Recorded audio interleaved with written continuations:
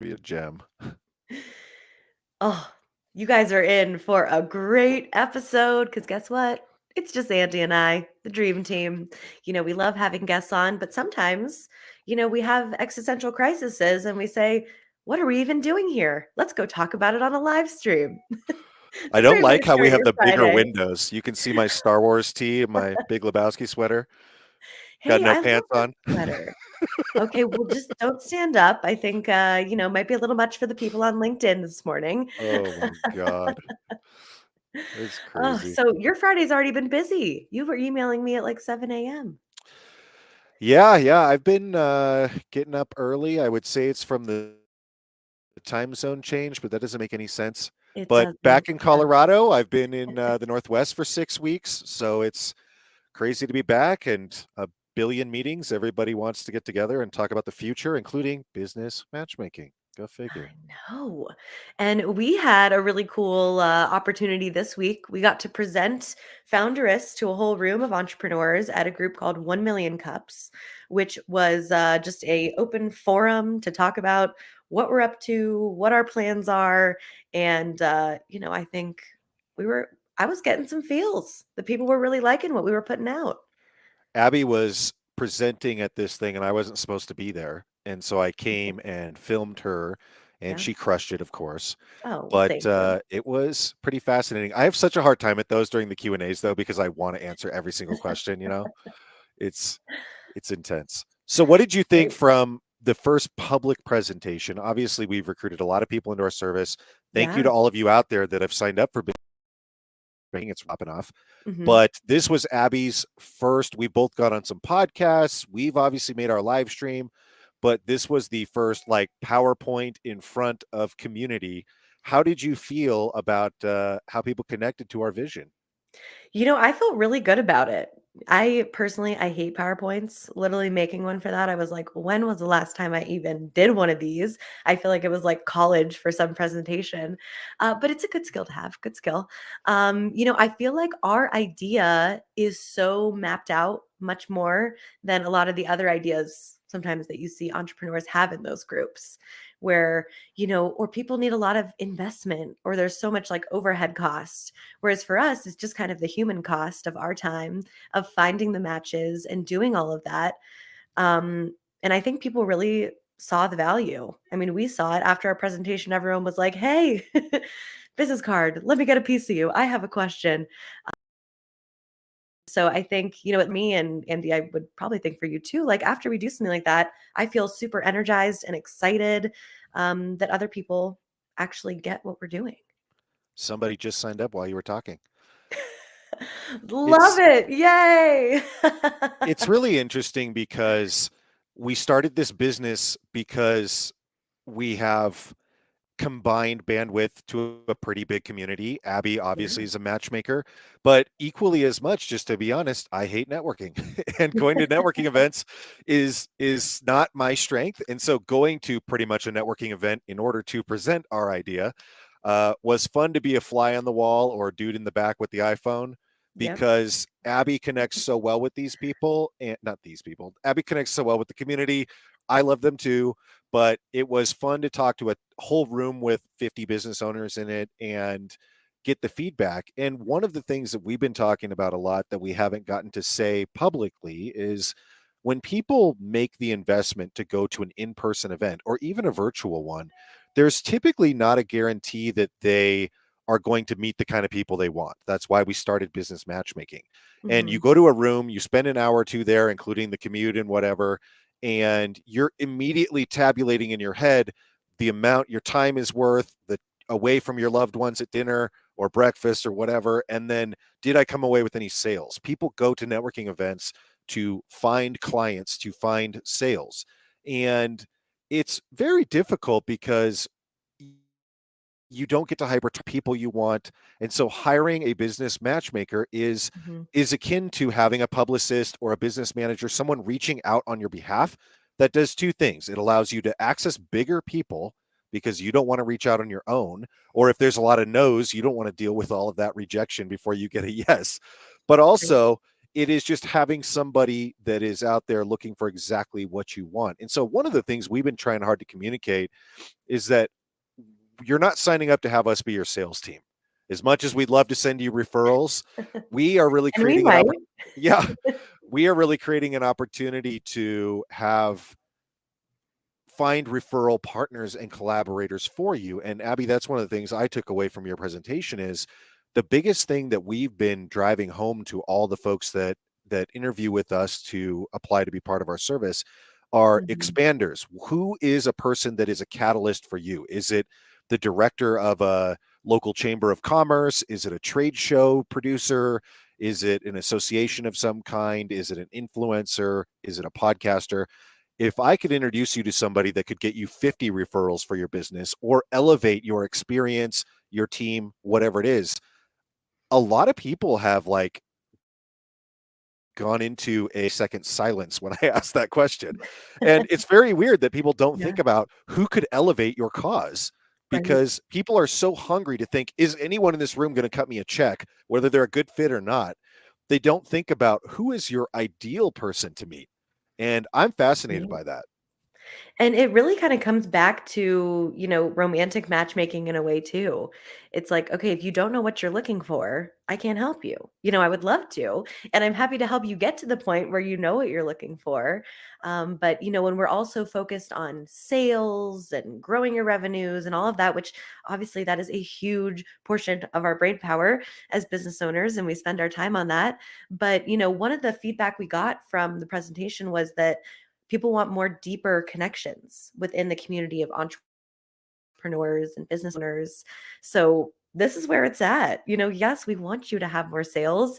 We don't want you to just come to us and be like, oh, well, now I have a lot of cool friends. I mean, that might be a win too if you're looking for that kind of connection. Because how cool to surround yourself with people who know more than you about what you're up to. I mean, that's always my goal. If I'm the smartest person in the room, then we really have a problem. Well, and one of the things about in-person networking, which it is so nice to be out meeting people again, It but is, yeah. we always try really hard not to bully people that are in real estate or investing or insurance. But the thing about networking events is they're typically people that are hyper local to that community. And so people that are networking, trying to connect with local business owners within a 10-mile radius or whatever, are Yeah. typically people in those trades that are providing a business service. And it's a weird metaphor, and sometimes it sounds a little bleak, but I often feel alone in a crowded room. I go to a place like that and I don't feel like anybody understands me because they might not be in the same Mhm. industry, they might not have the same they might have the same goals or background, or I'm just a little eccentric and they're kind of more type A, but it's hard to find people that just really compliment you, whether they are much like you or you and I are fairly opposite. We have similar personalities. We work really well together, but it's our thing is a yin and yang kind of partnership, and Yeah. that's one of the best selling points to our service is the synergies that Abby and I have, and what makes us work. Because I don't know about you, but I talked to 3 or 4 people after your presentation, and all 3 of them were looking for co-founders. And Right? you're not going to pick that up at a coffee meetup. Exactly, like, those conversations don't come up, and I think, the idea of bringing 2 founders together to start something new, or maybe someone has an idea and they need that support, I think that is, like, totally our sweet spot with business matchmaking, but of course, if you already have your own business and you're like, "I just wanna meet cool people that are in the same realm," another thing we talked about was how it can be really lonely. Like, Andy, how you mentioned, you're alone in a crowded room, as an entrepreneur, working from home, doing Zoom calls, you might not feel like you're part of a community. So we're also really trying to create that sense that you're part of something bigger and that if shit hits the fan and you need someone to call, hopefully there's someone in this community that it could be something not even related to business. Maybe you're going through a divorce or you have to put your dog down. There's someone in this community where you can say, okay, I just need someone to talk to. So that's where those like deeper chips come in. And, I think as entrepreneurs, our lives are our businesses and our businesses are our lives. It's kind of just how it is. So, your personal life is always going to bleed in to how you run your business and how that impacts everything. So why not have it come together with who you connect with and actually enjoy being around the people who refer you good business. Every everything I've ever experienced where people were looking for a co-founder, and we obviously do a lot more than that, but that's an interesting use case. Yeah. Every website that's ever tried to do this before or tried to promote how to find them, more often than not, it is a marketing idea kind of person. I've got an idea for a crazy new dating app that is the 8 billionth one that is not religion, geography, lifestyle all in one. But they are typically looking for a co-founder that is a technical co-founder. So I've Yeah. got an idea for a dating app. I'm a marketing guy, but I don't know how to program an app and money to hire a firm to do design. So I want to bring somebody on for equity that is the nerd side. Now, lately, including yesterday, I met two or three people that were the nerd side and were like, I'm a technical founder. I created a software. It's amazing, but I'm not capable of selling it on my own. Yeah. I need the loud person. And it's very interesting because people feel this kind of odd space between what they're looking for. And I've interviewed a couple of people that applied for Founderist that have been like nervous to talk to me on the Zoom. Some people have social anxiety, introversion, some people on, I mean, either side really. But I've seen a lot more technical people that want to find a marketing co-founder versus the idea folks that want to be a visionary and want to find a technical person, which sometimes gets a bad name because it's like you're trying to get free work because you can't afford to hire someone or raise money. So you're trying to seed stage, bring a partner, but a lot of people outgrow a partnership like that because once it's Mhm. built and it's rolling, one of you isn't necessary anymore. So it's great to have synergies with relationships that are based on values and goals and not just solving a problem that is immediately in front of you, which is something we've come across. And Abby came up with a match last week for one of our clients, and she works in an industry where it involves a lot of lobbying. It involves a lot of state government, and it's got a future that might be an international trade. And she wanted to meet people in her industry, but she said, you guys could introduce me to people that have supply chain management experience, people that have agriculture experience, people that have uh, lobbying and grant writing experience. And you would not think meeting someone point blank at an event and handing a business card or meeting somebody even through Zoom or through an event, you're only going to talk about their industry. You're not going to talk about somebody in an adjacent industry that has experience in the actual fulfillment points. So some of our matches that we've been making for our clients have been these super complementary things, which thankfully they trust us to bring the best opportunities for their growth. But Mhm. we've seen such early success in this, and I'll pat you on the back Aw, because thank you.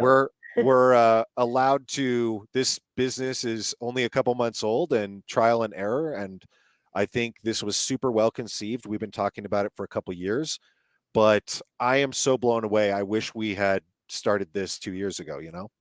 I know. I do wonder if we started this, like, during the pandemic, if it would have been received as well. I think we kind of hit it at the right point because I do notice, even in dating, I notice at networking events, there are so many more people just out and about now. So I think everyone is really open to it. I feel like 2023 is this year where people are just open to new things, wanting to, and I'm not talking just singles in terms of matchmaking, but that definitely is a thing. And, I think what did kind of set us up too is that I got to try and fail many times with the social modern matchmaking and figure out all the systems that were best for us to use. So this was almost just kind of like a, copy and paste with a little tweaks here and there of how matchmaking runs. So, it really is kind of fun to put our heads together. And Andy is a matchmaker in his own right too. We'll sit around and be like, oh, who can we set up who with this person, and come up with some great ideas. So that's what we do for business matchmaking. We'll get together, we'll be like, okay, Joe Schmo, who does he need to meet? We could have this person, that person, that person. And then we're also getting feedback after these connections too, which I think will be really helpful as we do more and more, as we are literally only one official month into doing the matchmaking. So, if people are like, hey, you know what? That person didn't exactly align with my values, or maybe they did something weird when we met, or maybe that was like the greatest match ever. We're always tweaking our process because fortunately, there's an actual human behind all of this, and you're not just, even swiping through Bumble Biz or combing through LinkedIn and just saying, "Do they look friendly in this headshot?" I mean, it's hard to tell. Well, and a lot of the feedback from the presentation yesterday was talking about the price. And our Mhm, price is pretty low for our service. It's a flat rate for the year. We designed it this way to really test market our first fiscal year. But people, it's interesting because their thoughts immediately amortize how much am I paying a month? How much am I paying for introduction? How does this compare to other things? And it really does compare to other things unless you've been a part of a referral group before where you are paying a big monthly fee to be a part of something. And it's just like going to that event where you're tallying how many people did I meet? How many are actually going to be worth it? What am I getting out of this? And that's mhm. why ours, we might be able to send you dozens of referrals throughout the year or introduce you to tons of people who could get you way more. But it's about the big picture, the scope. But one of the things I wanted to touch on is we also have a couple other services. If you're watching this live, we are recording the first week of February. If you're listening to it on the podcast, we try to keep all of our content evergreen. But one of the exciting things is next week is our first virtual speed networking event. So Ooh, Abby so has been excited. doing these for some time now, and I would love for you to tell the people on the internet about it. She's been doing dating speed networking events in Denver for years. Mhm. And recently in 2022, she started doing speed networking events for people to spend 5 minutes meeting 10 people in a row or something. Mhm. And it was so successful. It was actually one of the precursors to this business as well. Yeah. So, Abby, why don't you talk about how our events are going to look and virtual speed networking works? Yeah, it's honestly, it's really fun. I was even running a speed dating event last night. So my life is full of connecting people. And honestly, in my opinion, and I think Andy would agree, it's such an easy way to just meet a whole bunch of people at once. And hey, if you're really not jiving with someone, 5 minutes, it will go by, I promise. And if you really are enjoying getting to know someone, 5 minutes will be like, oh my God, where'd our time go? And you're gonna want to get to know them more. So, in terms of making it virtual, normally we do it in person, but since Foundress, our community is already, almost 5 time worldwide. zones, Yeah, 5 time zones. I think we got Canada in the mix now too. lots of Canada. Yeah. So, we're excited to offer it virtually because, most of our businesses can operate outside of a 10-mile radius. That's what we found with almost everyone who has come to us. So, basically, we have this really cool software that we use that will also get people's contact information after if you connect mutually. So you'll talk to someone for 5 minutes. You'll be in a video chat like this. So bring your best smile and put on a shirt. No pants are necessary. You can be like Andy. And you'll also have prompts. So don't feel like every 5 minutes you're going to say, "Hi, I'm Abby. I'm a matchmaker. I live in Denver." Something interesting for you to talk about so you guys can have a little bit of a deeper conversation. Maybe it's like, what's one of the biggest challenges you faced in your business in 2022? And being able to be vulnerable with someone and then be like, whoa, so I'm not the only one who had trouble last year because the economy was, in turmoil or whatever it might be. So in our software, you'll be able to give feedback, say, hey, I want to connect with this person again. I don't want to connect with them again. That's also fine. And then again, after you get people's contact info, you can reach out to one another. And then, just all we ask is keep us in the loop on any good matches that happen. And it's really a quick and easy way to meet a whole bunch of people. So we're doing that February 7th. Again, sorry if you are listening to the podcast later and you missed it, but we will have many more coming up. So make sure you go to our website, founderist.club, and you can check out the latest events on there, or just send one of us a message and we'll let you know when the next one is. And they are free to all of our members of our community. They're free if it's your first time coming.